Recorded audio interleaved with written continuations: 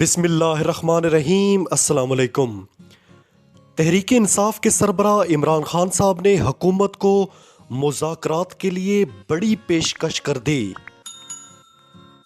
इमरान खान साहब ने पंजाब की पार्लिमानी पार्टी के इजलास से वीडियो लिंक के ज़रिए खिताब किया। खिताब में उन्होंने कहा कि हुकूमत को चाहिए कि हमसे बात करके इंतखाबात की तारीख दें।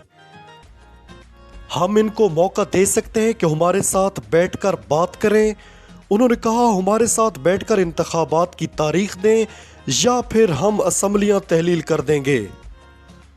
अगर KPK और पंजाब की असम्बली तहलील की तो 66% हिस्से में इंतखाबात होंगे।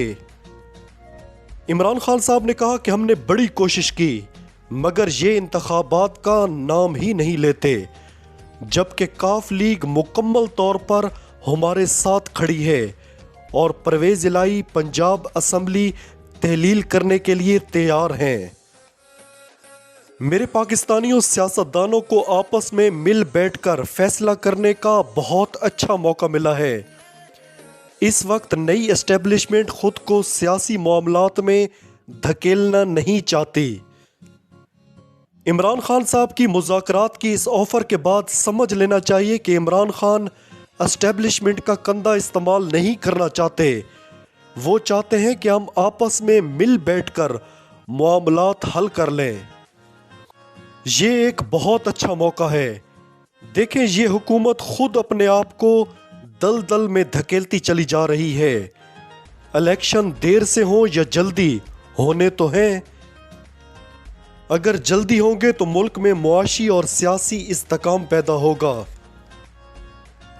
नए इंतखाबात के जरिए जो हुकूमत आएगी अवामी मैंडेट लेकर, उससे पहले साल तो बहुत मुश्किलात का सामना करना पड़ेगा, क्योंकि जो इस वक्त मुआशी सूरत हाल है, ये हुकूमत जितनी देर हुकूमत में रहेगी मुल्क दिन ब दिन नीचे जाता रहेगा।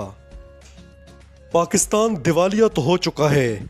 मेरे ख्याल में एक दूसरे को ताने देने की बजाय कि वो जी इमरान खान तो हमारे आगे लेट गया, वो जी इमरान खान ने तो हार मान ली, ये बच्चों वाली बातें हैं। संजीदा होकर मुल्क के बारे में सोचें, बदनीयती से काम मत लें। ये जो हमने ट्विटर को खेल बना लिया है, सारा दिन इमरान इमरान न्याजी न्याजी का विर्द चलता रहता है।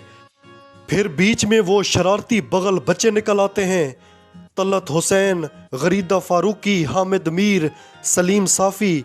फिर वो शरारतें करना शुरू कर देते हैं। इन्होंने मुल्क को चंडू खाना समझा हुआ है।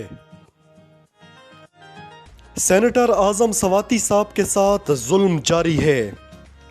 उन्हें पिम्स अस्पताल से गिरफ्तार करके रातों रात कोयटा कचलाक जेल मुंतकिल कर दिया गया।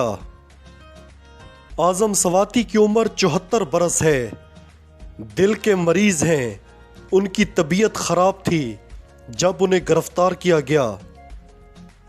अच्छा, कुछ लोग इस मुआशरे में इतने बेहिस और बेरहम हैं कि वो जी आजम सवाती ने माजी में लोगों पर जुल्म किए हुए हैं, उनके साथ यही होना चाहिए था। क्यों भाई, क्या खुदा ने तुम्हें इन चीजों का इख्तियार दिया हुआ है?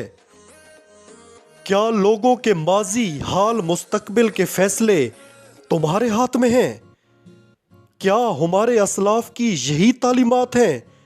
जब मेरे आका सल्लल्लाहु अलैहि वसल्लम को ताइफ में पत्थर मारे गए तो उन्होंने पत्थर मारने वालों को क्या दुआ दी थी? कभी उनकी तालीमात पर भी गौर कर लें। हर बंदा सोशल मीडिया पर जज बना हुआ है। मेरी गली मोहल्ले का बद से बदतरीन शख्स भी अगर मुश्किल का शिकार होगा तो उसकी मदद करना मेरा फर्ज है।